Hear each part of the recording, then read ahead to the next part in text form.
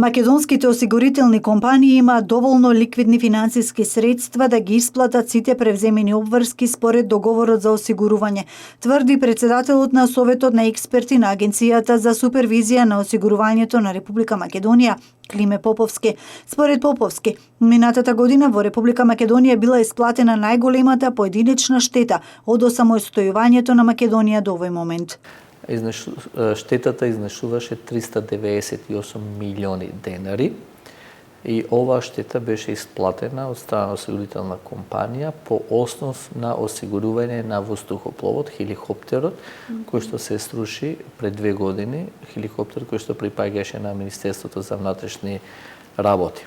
Според Поповски, ова е многу голем износ на штета исплатен и за многу поголеми земји, но тој уверува дека осигурителните компании во Република Македонија се доволно ликвидни и истите имаат квалитетно реосигурително покритие. Осигурителната компанија имаше доволно ликвидни пари, тоа е оно што го зборувавме, што го потенцирав, имаше квалитетно реосигурително покритие и во тој момент не дојде во прашање дали има ликвидни средства за да се исплати таа штета. Значи, тоа е стварно релативно голем износ, поредбено дури со други земји вака во регионов, една од поголемите исплатени штети. Регулатор за осигурителните компании во земјава од 2009 година Агенцијата за супервизија на осигурувањето во Република Македонија.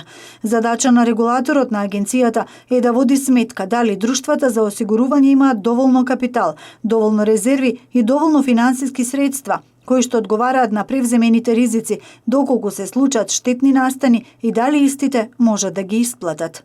Слободно, јас ќе уверувам јавноста дека кај нас сите 15 друштва за осигурување имаат доволно капитал, доволно резерви, доволно ликвидни финансиски средства да ги исплатат сите превземени обврски по основ на договори за осигурување. Според Поповски, осигурителните компании во просек имаат 4,2 пати повеќе капитал отколку потребното ниво. Тој додава дека многу значајна работа е и квалитетот на реосигурувањето. Имено осигурителните компании немаат доволно капацитет да ги превземат ризиците и поради тоа тие се реосигуруваат, а агенцијата води сметка за квалитетот на реосигурителното покритие, кое што се врши во реномирани светски осигурителни компании кои што имаат висок рейтинг.